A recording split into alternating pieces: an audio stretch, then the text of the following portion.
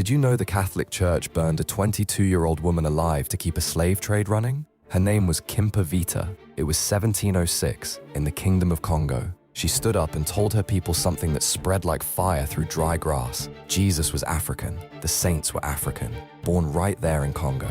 People believed her. Thousands followed her. Villages reunified. A kingdom that the slave trade had spent decades breaking apart was slowly pulling itself back together.